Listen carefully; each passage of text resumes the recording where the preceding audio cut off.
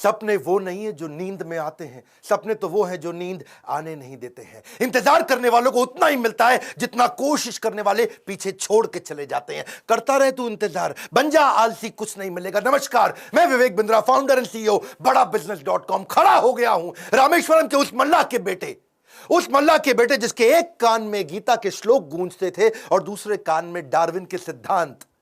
नाव पे तीर्थ यात्रियों को रामेश्वरम के मंदिर लेके जाया करते थे, और जब तीर्थयात्री रामेश्वरम मंदिर की परिक्रमा करते थे उतनी देर बैठ के ये फिजिक्स के सिद्धांत पढ़ा करते थे। बिखरी जुल्फों वाले सिर्फ मेरे या आपके नहीं बल्कि पूरे देश के चहेते डॉक्टर एपीजे अब्दुल कलाम की आज बात करेंगे। एपीजे, ए मतलब अबुल उनके परदादा, पी मतलब पाकिर उनके दादा, जे मतलब जैनुल अब्दीन उनके पिताजी, और अब्दुल कलाम वो उनका खुद का नाम। 11वें राष्ट्रपति, 2002 से 2007 जनवादी राष्ट्रपति, पीपल्स प्रेसिडेंट। एक बार की बात है, कॉन्फ्रेंस में एक अंग्रेज ने पूछा कि अब्दुल कलाम कौन है, एक वाक्य में बताइए। तो वहां बैठे एक बच्चे ने जवाब दिया, he is simple Indian who is inexplicable, यानी कि जिसको एक्सप्लेन ही नहीं कर सकते even with the best of the objectives. यानी कि एडजेक्टिव क्या होता है? वो जो नाउन को समझाता हो। संज्ञा की विशेषता को विशेषण बोलते हैं। दुनिया के सारे विशेषण लगा दो पर उनकी विशेषता को परिभाषित नहीं किया जा सकता। ऐसे थे अब्दुल कलाम। एक बार किसी बच्चे ने उनसे पूछा, सफल होने का क्या मंत्र है? बोले 4 चीजें करनी है, 4 बातें। समझ लो ये वीडियो गेम चेंजर है। 4 बातें। बोला सफल होने के लिए पहले बनाओ बहुत जबरदस्त एम, ग्रेट एम। दूसरा, उस एम के लिए सारी नॉलेज एक्वायर करते जाओ, उसके लिए जो चाहिए नॉलेज एक्वायर कर लो। तीसरा, फिर करो दबा के हार्ड वर्क। और चौथा, परसीवरेंस। हार नहीं माननी है भैया। क्या नहीं माननी? हार नहीं माननी। जीवन को हमेशा ऐसे जियो कि जीवन खत्म होने के बाद भी लोग जिंदगी भर आपको याद रखें, अपनी अपनी जिंदगी तक आपको याद रखें। शुरू से शुरुआत करते हैं। डॉक्टर एपीजे अब्दुल कलाम, 15 अक्टूबर 1931 को उनका जन्म रामेश्वरम के तमिलनाडु में हुआ था।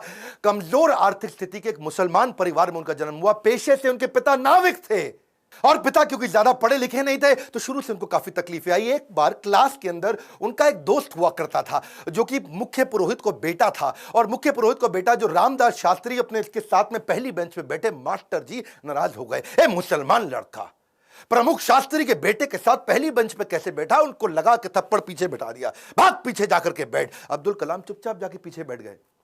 और क्या सोचिए, इस घटना पे उन्होंने उस दिन संकल्प लिया, पीछे बैठ के दुनिया बदलूंगा। और पीछे बैठना कोई मायने नहीं रखता, इसलिए वो कहा करते थे देश का सबसे अच्छा दिमाग क्लासरूम की आखिरी बेंच पे भी मिल सकता है। अच्छा, परिवार बहुत बड़ा था, 10 भाई बहन थे। पैसों की कमी तो होनी थी, तो अपने खर्चा निकालने के लिए अखबार बेचना शुरू किया। छोटी उम्र में अखबार क्यों बेचते थे? इनको पता था पैसा तो मिलेगा, लेकिन सारे रास्ते में बेचते वक्त पूरे अखबार को पढ़ जाऊंगा। चलते चलते सारे अखबार को पढ़ जाया करते थे। 8 साल की जब उम्र में थे ना, ये बहुत छोटे थे, इनके गांव से कई किलोमीटर दूर एक मास्टर जी बहुत बढ़िया गणित पढ़ाते थे और बोले सुबह 4 बजे 1 घंटे की क्लास फ्री है, उसी बच्चे को पढ़ाऊंगा सुबह 4 बजे जो नहा धो के आएगा।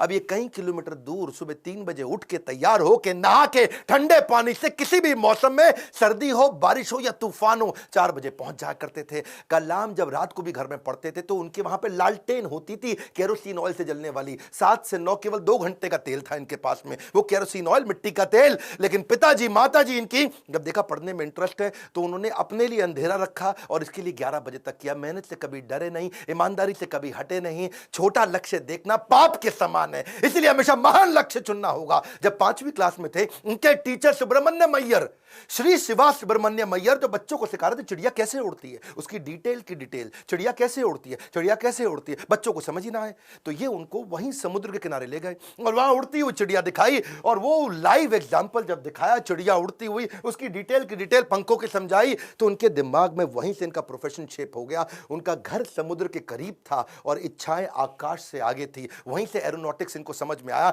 हाई स्कूल इन्होंने रामनाथपुरम के एक श्वार्ट हायर सेकेंडरी स्कूल में किया। और एक दिन एक बार अपने स्कूल में किसी गलत क्लास में पहुंच गए, और गलत क्लास में जब अंदर घुसे तो टीचर ने इनको चपत लगाई, जब तक तुम्हें यही नहीं समझ में आ रहा कि तुम्हारी क्लास कौन सी है, मैथमेटिक्स की क्लास में तुम गलत क्लास में पहुंच गए तो तुम क्या पढ़ोगे और क्या आगे बढ़ोगे।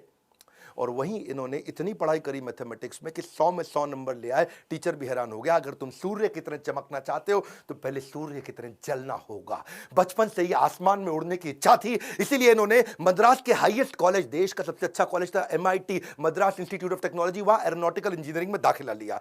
बहन ने काफी पैसा अपना सोना गहना गिरवी रख करके इनको 1000 रुपए दिया। कॉलेज में अब एरोनॉटिक्स था तो विमान के डिजाइन बनाने थे, प्रोजेक्ट मिला, अब विमान के डिजाइन बनाने में लग गए और डिजाइन जो बनाया और टीचर को दिखाया, टीचर को पसंद नहीं आया और टीचर ने कहा अगर तुम एक अच्छा डिजाइन नहीं बना सके ना अब्दुल कलाम तो तुम्हारी स्कॉलरशिप छिन जाएगी, स्कॉलरशिप छिन जाएगी, स्कॉलरशिप छिन जाएगी। इनका दिमाग चकरा गया। टीचर की ये बात सुन के पांव के नीचे जमीन खिसक गई। 1000 रुपए बहन ने गिरवी रखे, मुझे गहने अपने दिए थे और इन्होंने टीचर से कहा मुझको 1 महीना दे दो, बहुत बढ़िया डिजाइन दूंगा। टीचर ने कहा कोई 1 महीना नहीं, 3 दिन मिलेंगे, 3 दिन। इनका दिमाग हिल गया। उस समय ये घबरा गए थे स्कॉलरशिप ना छिन जाए। उसके बाद तो उन्होंने 3 दिन ना खाया ना सोए, 3 दिन ना खाया ना सोए, 72 घंटे लगातार उस पर काम किया, जी जान लगा दिया। और जब प्रोफेसर ने देखा डिजाइन, प्रोफेसर भी हैरान हो गए, उनकी आंख में आंसू आ गए। बोला बहुत बढ़िया डिजाइन बनाया। नींद और निंदा पर जो विजय पा लेते हैं उनको आगे बढ़ने से कोई नहीं रोक सकता। जो नींद और निंदा पे विजय पा लेता है उनको आगे बढ़ने से कोई नहीं रोक सकता है। इसके बाद MIT की परीक्षा अच्छे नंबर से उन्होंने पास करी। अब पढ़ाई तो उनकी हो चुकी थी। अगली लर्निंग इनके जीवन से क्या है? फेलियर को हार्ट में और सक्सेस को हेड में घुसने नहीं देना चाहिए। दिल और दिमाग को कंट्रोल में रखो। अब इनके पास 2 इंटरव्यू की ऑप्शंस आई, एक मिनिस्ट्री ऑफ डिफेंस से और दूसरी एयरफोर्स से। इनको कहां जाना था आपको मालूम है? एयरफोर्स में। और जो डिफेंस का था वो दिल्ली में था और एयरफोर्स था देहरादून में। तो दिल्ली होते हुए देहरादून जा रहे थे और वापसी पे इनको दिल्ली आना था। अब जब ये देहरादून गए वहां पे 25 लोग एग्जाम देने आए वहां इंटरव्यू के लिए, जिनको वहां पे एयरफोर्स में सिलेक्ट होना था। अब 25 में से सीटें थी खाली 8 और इनकी रैंक क्या आई? 9वीं। फेल हो गए, वहां पे 1 नंबर से पीछे रह गए। 8 लोग सिलेक्ट हो गए, ये वहां रह गए। देहरादून से जब उतरते हैं सबसे पहले आता है ऋषिकेश। ये ऋषिकेश गए, वहां इनको मिले स्वामी शिवानंद। स्वामी शिवानंद तो बहुत पॉपुलर है, आज भी ऋषिकेश में उनके कई मठ हैं। तो इन्होंने शिवानंद के जाकर के अपनी तकलीफ बताई। उन्होंने इनको गीता पढ़ने के लिए जब बताया और इनसे कहा कि अगर ख्वाहिश आपके दिलो जान से निकले, पवित्र हो और उसमें शिद्दत हो तो कमाल की एक अजीब सी ताकत होती है उसके अंदर। इसीलिए जो तुमने सोचा है वो होगा, तुम विश्वास से रखो। ये गीता का लर्निंग था। यम यम तम तम, जैसा जैसा वैसा वैसा। यम यम वापी स्मरण भावम, जहां तुम्हारा स्मरण और भाव होगा तुम वैसे पक्का बन जाओगे। कलाम उसके बाद जब दिल्ली लौट के आए अपने गुरु से मिलने के बाद, तो वो मिनिस्ट्री ऑफ डिफेंस की नौकरी बची थी DRDO की। किसको पता था वही DRDO इनके देश को आगे बढ़ाने में सबसे कारगर होगा। ये वहां प्रमोट हुए और किनके साथ? डॉक्टर विक्रम साराभाई की टीम में आ गए। आप चाहते हैं डॉक्टर विक्रम साराभाई पे भी हम वीडियो बनाएं? ये पेट्रियोटिक थे, ऑपर्चुनिस्टिक नहीं थे। अब्दुल कलाम विशेष व्यक्ति थे। 1963 में विक्रम साराभाई की टीम से इनको सिलेक्ट किया गया कि इनको नासा भेजो भैया ट्रेनिंग के लिए। ये 6 महीने की ट्रेनिंग के लिए नासा गए। नासा समझो भैया, नासा अमेरिका सबसे बड़ी संस्था जिसमें आगे बढ़ना चाहते थे।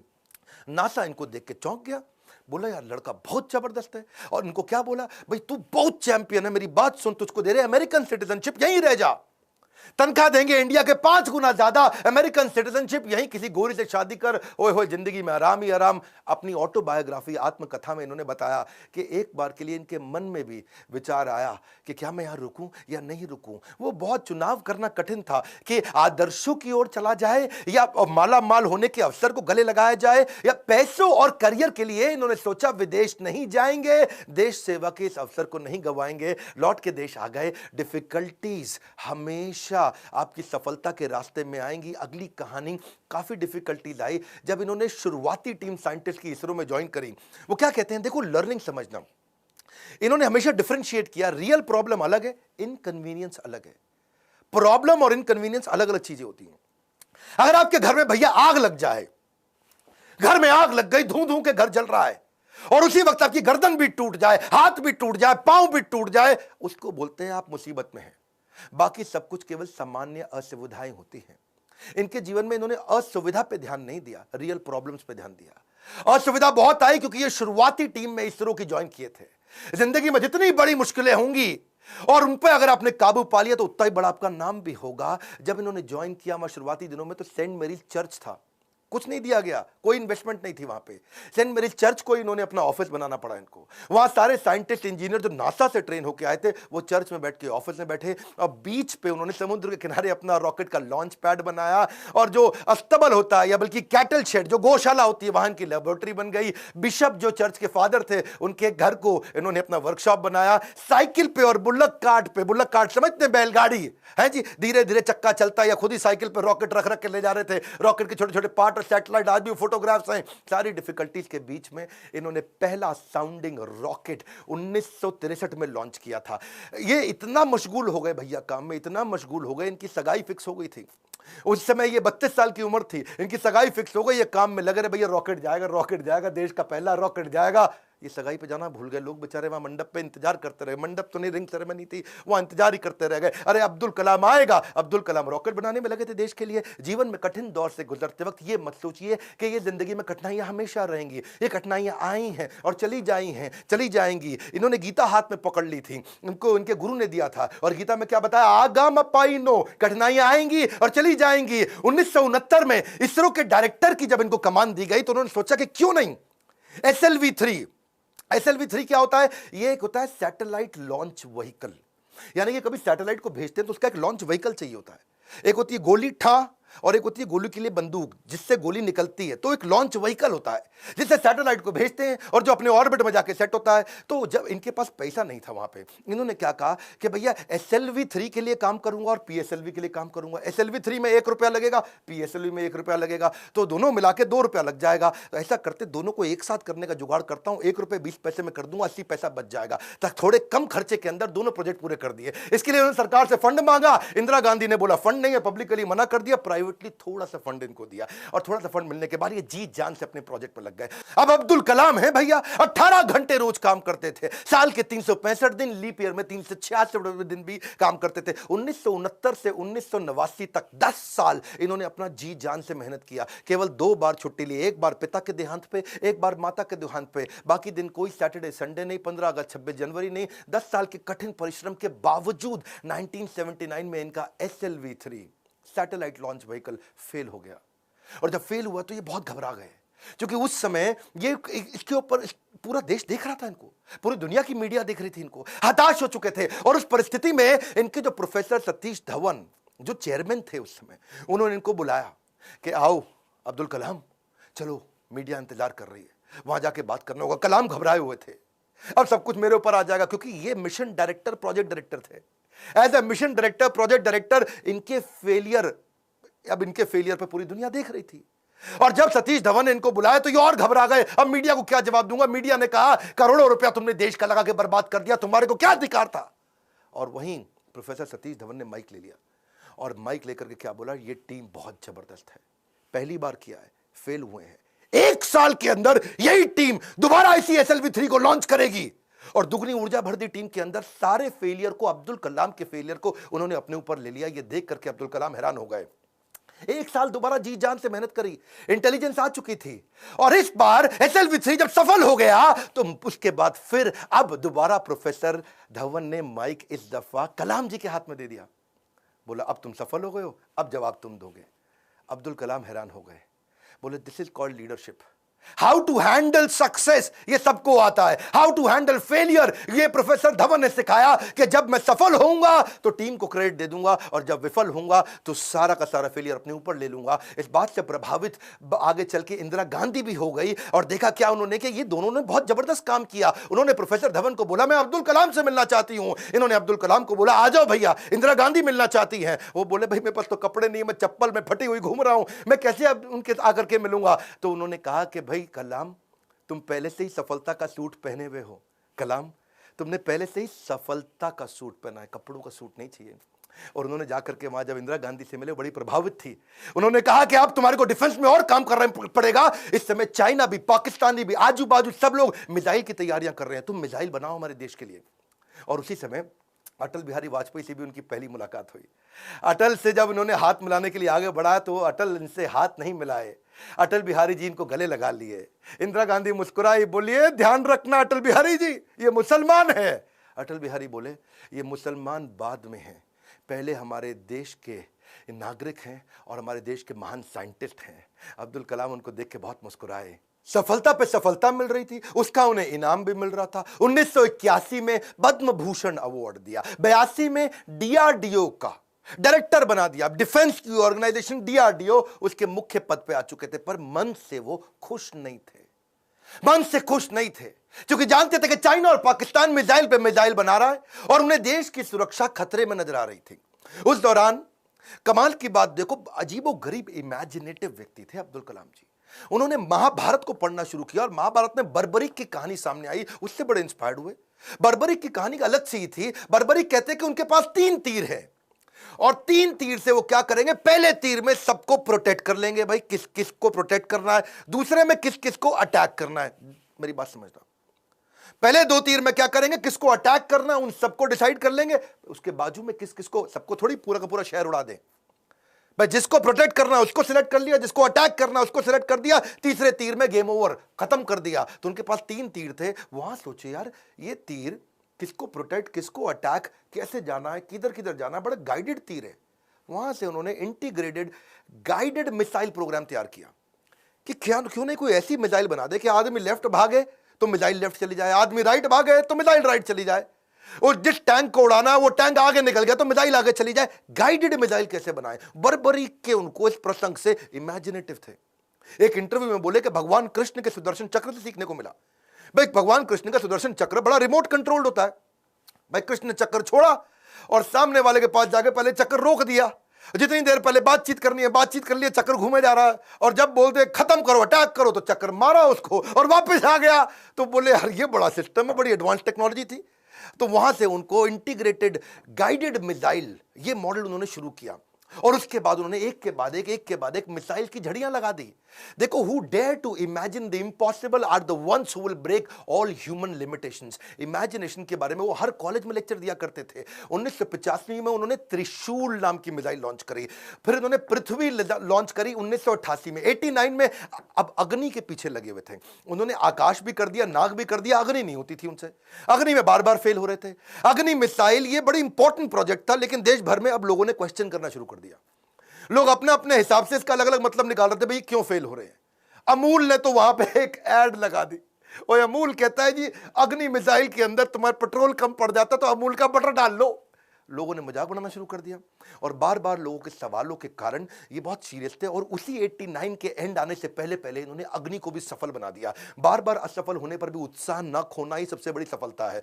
बाकी सारे शक्तिशाली देशों को वो देख रहे थे, वो मिसाइल लॉन्च कर रहे थे, दूसरे महाद्वीप पे कैसे अटैक कर सके, इंडिया से मिसाइल छोड़े यूरोप तक पहुंच सके, अमेरिका तक पहुंच सके, दूसरे महाद्वीप तक पहुंच सके। सब लोगों ने बड़ी तैयारी करी। इन्होंने 89 में अग्नि को जब लॉन्च किया तो रशिया, यूएस, चाइना, फ्रांस और यूके के बाद भारत छठा देश था जिसने इतने पावरफुल मिसाइल्स बनाए। मेरी बात समझिए, दुनिया भर के 250 देशों को पीछे करके अब्दुल कलाम थे जिन्होंने भारत को छठे रैंक पर लाके खड़ा किया।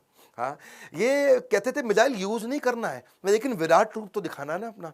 10वें अध्याय के बाद जब भगवान कृष्ण ने देखा कि अर्जुन उबासी ले रहा, अर्जुन सीरियस नहीं ले रहा, तो मैं विराट रूप दिखाऊं। और जब कृष्ण ने विराट रूप दिखाया, कृष्ण ने मारा नहीं, किसी को विराट रूप दिखाया, अर्जुन एकदम लाइन पे आ गया, बात समझ आ गई बात। इसीलिए कभी कभार बाजू का पाकिस्तान, चाइना जब आंख दिखाए तो विराट रूप दिखा दो, थोड़ी मिसाइल छोड़ देंगे, विराट रूप दिखा दो, अपने आप लाइन पे आ जाए, समझ आ गया, वापस आ जाओ, सॉरी। तो ऐसा अब्दुल कलाम जी ने स्ट्रांग बनाया। उनकी मेहनत 1993 में और रंग लाई जब पीएसएलवी को भी उन्होंने सफल कर दिया। आज वही कलाम जी की देन है कि पीएसएलवी से हमने 10 रुपए किलोमीटर के कम खर्च पे भी मंगल तक सफर पूरा कर लिया जी। 2014 में हॉलीवुड की मूवी में जितना खर्चा था उससे कम के अंदर तो हमने मंगल का सफर कर लिया। 2017 में ये अब्दुल कलाम जी थे जिनके चलते 104 सैटेलाइट एक रॉकेट से लॉन्च किए। दुनिया में सबसे सस्ता अफोर्डेबल प्रोग्राम ये अब्दुल कलाम जी की देन थी। 1979 में वही कलाम थे, वही भारत था, कोई देश मदद नहीं कर रहा था। ये 1979 था और आज 2017 में ये कलाम जी की देन है जब दुनिया भर के देश इंडिया के पास आए, भाई हमारा भेज दो यार, अपने रॉकेट में हमारा भी भेज दो। हमने यूएस की मदद करी, नीदरलैंड की करी, स्विट्जरलैंड की करी, इजराइल की करी, कजाकिस्तान की करी, यूएई की करी, और हमारे 100 मिलाकर के 104 सैटेलाइट एक साथ भेजे थे। ये अब्दुल कलाम जी की देन है। अच्छा वापस चलते हैं 93 के पीएसएलवी जब उन्होंने इसको सफल बनाया, उसी समय न्यूक्लियर पावर की बातचीत दुनिया भर में बहुत हो रही थी। इन्होंने देखा कि भाई अमेरिका धमकियां भी बहुत दे रहा था। अब बात यह है कि धमकियों से डरना पुरुषार्थ से बेईमानी है, और जो देश के लिए कुछ भी कर गुजरे वही सच्चा हिंदुस्तानी है। कलाम जी सच्चे हिंदुस्तानी थे। उन्होंने 3 तरकीबें अपनाई। पहली, जितने भी अपने साइंटिस्ट हैं उनको आर्मी की वर्दी में डाल दो, सैटेलाइट को समझ ही ना आए कि भाई ये तो नॉर्मल आर्मी घूम रही है, ये कोई साइंटिस्ट थोड़ी है, ये तो नॉर्मल आर्मी है, पहला। दूसरा, जब भी ये कोई काम करेंगे उसी समय के बीच में करेंगे जब एक सैटेलाइट जाएगा और दूसरा आने वाला, उसके बीच में कर लेंगे। एक आएगा एक जाएगा, उसके बीच में कर लेंगे। एक आएगा एक जाएगा, उसके बीच में कर लेंगे। तो ये उतने ही टाइम में तैयारी करते थे। और तीसरा, काम खत्म होने के बाद जमीन को एकदम साफ सुथरा ऐसे सेट करते थे, जब सैटेलाइट आएगा पता ही नहीं चलता कुछ हुआ यहाँ पे, ओए आर्मी वाले आराम से घूम रहे हैं। अमेरिका को पता नहीं लगने दिया। 1992 से 97 लगातार उन्होंने काफी काम किए। आसपास के गांव और अन्य लोगों को कभी नहीं पता चला कि यहां हुआ क्या है, और यही मेहनत उनकी रंग लाई। 1998 में भारत ने ऑपरेशन शक्ति के नाम से परमाणु परीक्षण कर दिया, चुपचाप कर दिया। आज इन्हीं प्रयासों से भारत परमाणु समृद्ध बन पाया है। 5 देश थे उस समय में, फ्रांस था, यूएस था, रशिया, यूके और चाइना। ये 5 देश थे। हमें किसी से दिक्कत नहीं थी, हमें चाइना से दिक्कत थी, क्योंकि चाइना चुपचाप उस समय पाकिस्तान को भी परमाणु शक्ति दे रहा था। वो तो आपको पता ही है जी, है वो तो उसका नाजायज, मैं जरा नहीं बोलूंगा। तो उसके चक्कर में, पाकिस्तान और चाइना के चक्कर में यहां इंडिया ने काम पूरा कर दिया। उनके लगातार प्रयासों के चलते 1997 के अंदर उनको भारत रत्न दिया गया। 41 साल तक उन्होंने भारत की सेवा करी। 1999 में वो रिटायर हुए। उन दिनों वाजपेयी जी एक्शन में चल रहे थे इधर, यहां ये रिटायर हुए, वाजपेयी जी एक्शन में। उन्होंने फोन मिला दिया, ओ हाँ भी कलाम जी, बात सुनो यार, अपना मंत्रिमंडल हम बना रहे हैं, तुम्हारे को हम मिनिस्ट्री देना चाहते हैं, आ जाओ यार। तुम बुद्धिमान आदमी हो, विजनरी लीडर थे। वाजपेयी जी अपने आप में विजनरी थे। बोले अब्दुल कलाम को लूंगा तो बहुत अच्छा रहेगा, माइनॉरिटी भी हमारे साथ जुड़ेगी, बुद्धिमत्ता भी मिलेगी, इंटेलिजेंस भी बिल्ड होगा। अब्दुल कलाम जी को कन्विंस करने में लगे। कलाम जी बोले 1 दिन बाद बताऊंगा जी। 1 दिन बाद कलाम जी ने फोन कर दिया कि जी मैं अस्वीकार करना चाहता हूं, और मिल करके फिर जाके बोला कि मुझको एक नई पीढ़ी तैयार करनी है जो भारत को विश्व गुरु बना सके। एक नई पीढ़ी तैयार करने के लिए मैं कॉलेजेस में पढ़ाना चाहता हूं। अपनी टीचिंग के प्रोफेशन के लिए अन्नामलाई यूनिवर्सिटी तमिलनाडु साउथ वापस चले गए। अगली बार यहां तो सब ठीक हो गया। अब जब राष्ट्रपति बनने का समय आया 2002 में, कई लोगों का नाम आया, बहुत सी चीजें आगे पीछे हुई, और उन्हीं दिनों जब वो नाम आया तो फिर से यहां घंटी बजते रही इनके ऑफिस के अंदर, कलाम जी के। और जब ऑफिस में घंटी बजती रही, किसी को नहीं पता चला, तो किसी ने, इनके वाइस चांसलर ने इनके यूनिवर्सिटी में जाके भाग के कलाम जी को बोला, अरे कलाम जी आपके यहां प्रधानमंत्री जी का फोन आ रहा है बार बार। कलाम जी गए, उन्होंने फोन उठाया, तो नमस्कार, बातचीत शुरू हुई। तो वाजपेयी जी ने कहा, देखिए एक रिक्वेस्ट करूंगा, अब मना नहीं करना, पिछली बार आपने मना किया था, अब नहीं करना। तो कलाम जी ने पूछा, कहिए क्या रिक्वेस्ट है। वाजपेयी जी बोले, हम आपका नाम देश का राष्ट्रपति बनाने के लिए रिकमेंडेशन देना चाहते हैं, आप हाँ कर दीजिए। अब्दुल कलाम जी मुस्कुराए और बोले 1 घंटे का समय दीजिए। 1 घंटे के बाद वो वापस गए, उन्होंने फिर फोन किया और स्वीकार कर लिया। बोला ठीक है, मैं इसके लिए तैयार हूं। अब कलाम जी का राज्य अभिषेक होना था, जैसे भगवान राम का राज्य अभिषेक हुआ 14 साल के वनवास के बाद में। और भगवान राम जब वापस आए और उनका अभिषेक, तो अभिषेक के समय पर उनके भाई ने उनसे पूछा कि आप किस किस को राज्य अभिषेक में बुलाना चाहते हैं। तो भगवान ने बोला 14 साल में था नहीं, मेरे यहाँ कोई दोस्त है नहीं, और जो हमारे दोस्त थे उन सबको आप जानते ही हैं, आपने सबको इन्वाइट कर ही लिया होगा। और इतने में भगवान राम ने कहा, हाँ, पर इस वनवास के दौरान मेरा एक दोस्त बना था। वही शुरुआत के जो साल थे, उन दिनों एक नाविक हमें नदी पार कराया करता था, केवट। वो केवट ने हमारी बहुत मदद करी है, वो हमारा मित्र है। उस केवट को बुला के लाओ राज्याभिषेक में। और केवट को लाके सबसे आगे भगवान राम के उस राज्याभिषेक में बुलाया गया था। ठीक उसी प्रकार जब अब्दुल कलाम जी से पूछा गया कि अब आपका भी राज्याभिषेक हो रहा है, you are going to become president of India, और कलाम जी ने कहा, आपने जिस जिसको बुलाना था सबको बुला लिया है। मेरे 2 ही मित्र हैं। जब मैं साउथ में रहा करता था तो उस समय एक मोची, जो मेरे जूते बांधने में फटे जूते होते थे, उसने मेरी बहुत मदद करी, वो मेरा मित्र है, उसको बुला लीजिए। और एक ढाबे वाला जिसने उनको खाना खिलाया और कभी कभी 2 रोटी एक्स्ट्रा भी खिलाई, बोला उनको दोनों को जरूर बुला लीजिए। विनम्रता के उदाहरण खत्म थोड़ी होंगे। आमतौर पर जब व्यक्ति बड़ा होता है या राष्ट्रपति बन जाता है तो कहीं कहीं ट्रक लेकर के राष्ट्रपति भवन जाता है और कहीं मल्टीप्लाइड एक्स्ट्रा ट्रक लेकर के बाहर निकलता है। पर अब्दुल कलाम जी केवल एक मात्र ऐसे राष्ट्रपति थे जो 2 सूटकेस से भवन में गए थे और निकलते वक्त 2 ही सूटकेस लेकर के भवन से वापस आए थे। उनकी कुल संपत्ति में क्या था? कुछ नहीं था। एक रामेश्वर में उनका पैतृक घर जो उनके पिता ने बनाया था, 2500 उनकी किताबें, एक वीणा जिसको बजाने में उनको बड़ा आनंद आया करता था, वीणा बहुत बजाते थे, एक उनकी कलाई की घड़ी, एक सीडी प्लेयर जिसमें वो भजन सुना करते थे, एक लैपटॉप था, 6 कमीजें जिनमें 3 तो डीआरडीओ की दी थी, 3 उनकी खुद की थी, 4 पेंट थी टोटल जो 2 डीआरडीओ की दी थी, 2 उनकी खुद की थी, 3 सूट थे और 1 जोड़ी जूता। हाँ, लेकिन उनके पास खास बात क्या थी? 40 डॉक्टरेट थी। खुद पीएचडी की पढ़ाई कभी नहीं करी, कोई मेडिकल पीएचडी की पढ़ाई नहीं करी, पर जिस यूनिवर्सिटी जाते थे लोग उन्हें डॉक्टरेट देते थे। लॉ, इंजीनियरिंग, साइंस, कितनी तरह की doctorate, Padma Bhushan, Padma Vibhushan, Bharat Ratna, Veer Savarkar award, Ramanujan award, कई प्रकार के उनको अवार्ड मिले। उनकी एक खास बात मैं जरूर बताना चाहूंगा, हालांकि वो मुसलमान थे लेकिन वेजिटेरियन थे। उनका बड़ा प्रेम था, एनिमल्स आर एंजल्स विद फर। पक्षी जगत पर्यावरण का सूचक होता है। कलाम जी क्या कहते थे? वो पर्यावरण का सूचक है, और अगर वो मुसीबत में है तो समझ लेना कि अब हमारे भी बुरे दिन दूर नहीं है। एक बार उनको जो डीआरडीओ की उनकी दीवार हुआ करती थी ना बाउंड्री की, तो उनको बोला गया सिक्योरिटी के लिए कांच वांच लगा दो। बोला बिल्कुल नहीं, ये बर्ड्स के लिए बड़ा हार्मफुल हो सकता है। उन्होंने मना कर दिया। और जिस समय वो प्रेसिडेंट बने थे, बाद में जब वो राष्ट्रपति भवन के अंदर मुगल गार्डन में जब वॉक किया करते थे ना, तो वो एक मोर को देखा जो ना मुंह खोल पा रहा ना बंद कर पा रहा है। स्पेशली उन्होंने वेटनरी डॉक्टर को बुला के देखा, तो देखा मोर के गले में ट्यूमर है, ना मुंह खोल पा रहा है ना मोर मुंह बंद कर पा रहा है। उन्होंने इसका इलाज कराया। एक लीडर की महानता का इसी बात से पता चलता है कि वो किन लोगों की मदद कर रहा है जो बदले में उन्हें कुछ नहीं दे सकते। जब कोई लीडर ऐसे लोगों की मदद करता है जो बदले में कुछ नहीं दे सकता, वही एक महान लीडर की निशानी है। अच्छा, अब्दुल कलाम जी की एक बात मेरे दिल को छू गई। वो परिवारवाद नहीं, राष्ट्रवाद में बिलीव किया करते थे। जब वो राष्ट्रपति भवन में थे, See, he's a man of principle and therefore is always respected everywhere. उनके क्योंकि जो भाई थे ना, उनको बहुत प्रेम करते थे, बहुत प्रेम करते थे अपने भाई से, बचपन से ही प्रेम था। और उनके अपने सगे भाई का पोता दिल्ली के अंदर मुनीरका में किराए के कमरे पर रहा करता था। 2006 में जब कलाम ने एक दफा सारे परिवार को इनवाइट किया, क्योंकि उनका कोई परिवार वहां रहता नहीं था, वो राष्ट्रपति भवन में अकेले रहते थे। और जब एक बार उन्होंने सारे परिवार को बुलाया राष्ट्रपति भवन में, तो वो लोग 8 दिन तक रहे। और सारे परिवार, क्योंकि 10 भाई बहन थे ना, तो 52 लोग आए। और कलाम जी ने देखा बहुत खर्चा हो रहा है, तो उन्होंने चाय की प्याली तक का हिसाब रखना शुरू किया।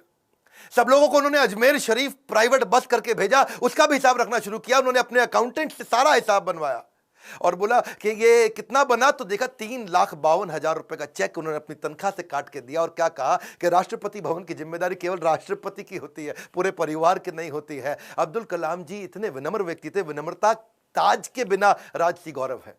वो ऐसी चीज है, महान व्यक्ति की महानता ही उसकी नम्रता है। डॉक्टर कलाम को एक बार आईआईटी बीएचयू के अंदर चीफ गेस्ट के रूप में इनवाइट किया गया, और जब वहां पे आए तो वहां पे 7 कुर्सियां थी। बीच वाली कुर्सी थोड़ी ऊंची थी, और जब बीच वाली कुर्सी ऊंची, क्योंकि वो राष्ट्रपति थे, उनको बैठना था। उन्होंने बोला ना ना ना, कुर्सी हटाओ, बराबर की कुर्सी लगाओ।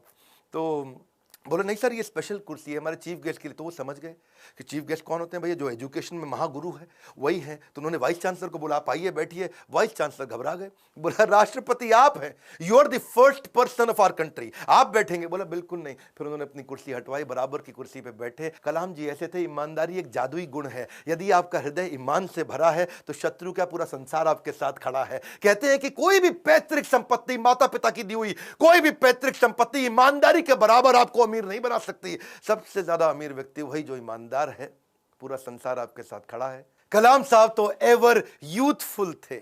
70 साल की उम्र में youth icon of the year का अवार्ड उनको मिला। हमेशा जीवन में भगवत गीता और कुरान दोनों साथ में रखते थे। 83 वर्ष की उम्र में उन्होंने रिटायर नहीं किया, रिट्राई किया। He was not tired, he was inspired, he was not tired up, he was fired up। आंखों में रोशनी तो उनकी कम हो रही थी, पर युवाओं के भविष्य को रोशन करने में लगे थे। उनके शरीर के पांव के कदमों की गति कम हो गई थी, पर देश की समृद्धि की गति को बढ़ाने में लगे हुए थे। एक असाधारण, एक अनोखा, अस्वाभाविक, अलौकिक व्यक्तित्व के 2015 में हमेशा के लिए हमको अलविदा करके चले गए। और कहां गए? उसी IIM शिलोंग के अंदर आखिरी लेक्चर देते वक्त जैसे क्षत्रिय अपने युद्ध के मैदान में लड़ाई करते हुए वीर गति को प्राप्त करता है, ऐसे ही IIM शिलोंग के अंदर लेक्चर देने के बाद तुरंत वहीं लेक्चर देते वक्त जो कल था वो आज नहीं है, जो आज है वो कल नहीं होगा, वैसे ही इस ब्रह्मांड में दूसरा कोई कलाम नहीं होगा। स्विट्जरलैंड जैसा देश जो साइंटिफिक रिसर्च के मामले में 8वें पायदान पे आता दुनिया में, और जब वो 26 मई कलाम स्वयं जब उनके देश गए थे तो वही स्विट्जरलैंड उसको साइंस डे के रूप में मनाता है। यूएन उनके जन्मदिन को यूएनओ कहता है कि इसको हम वर्ल्ड स्टूडेंट डे के रूप में मनाते हैं। बन जाती है परिभाषा भारत के सम्मान की जब जब बात होती है श्री APJ अब्दुल कलाम की। अब्दुल कलाम जी रेस्ट इन पीस नहीं है, बट रेस्ट इन मी है। अब्दुल कलाम जी आप लौट गए, आप कैसे आएंगे? अगर आप नहीं आएंगे तो आपके शिक्षा के रूप में तो आप हमारे साथ हैं। आज बड़ा बिजनेस भी, इतने सारे बिलियनियर प्रोफेसर हैं, आप हमारे प्रोफेसर नहीं है, लेकिन आपकी शिक्षाओं को हमने प्रोफेसर बनाया है। आज बिलियनियर प्रोफेसर के साथ अफोर्डेबल तरीके से सबको सिखा रहे हैं। आज कलाम साहब भी अगर हमारे प्रोफेसर होते तो कितनी ताकत बढ़ जाती, पर उनकी लर्निंग को तो प्रोफेसर बना सकते हैं। एक ऐसा व्यक्ति जो मिट्टी के तेल में पढ़ करके जीवन बिताया, जिसने हाथ में फिजिक्स की किताब जिसने दिन रात पढ़ाई करी, अखबार बेचते बेचते पढ़ना सीखा। और हाँ, 23 जनवरी को सुभाष चंद्र बोस जी का जन्मदिन है। क्या आप उनके बारे में वीडियो देखना चाहते हैं? कमेंट बॉक्स में बताइए। सरदार पटेल के विषय में वीडियो देखना चाहते हैं? कमेंट बॉक्स में बताइए। शेयर करिएगा इस वीडियो को। वो क्या है, गाली देता है ना कि कोई मिनाटी खूब गाली देके मिलियन सब्सक्राइबर बनाता है, बच्चों को लगता है कूल है। देश का चरित्र बनाना है, गाली बोलना नहीं सिखाना है। इस वीडियो को शेयर करिए। अगर आप माँ बाप, अपने बच्चों को जरूर दिखाइए। हमारे को और अब्दुल कलाम बढ़ाने हमारे देश में, इस वीडियो को देश भर में, दुनिया भर में पहुंचाइए। हमारे साथ जुड़े रहने के लिए, नए हैं तो आके सब्सक्राइब करने के लिए आप सबका हृदय की गहराइयों से प्रेम पूर्वक बहुत बहुत धन्यवाद।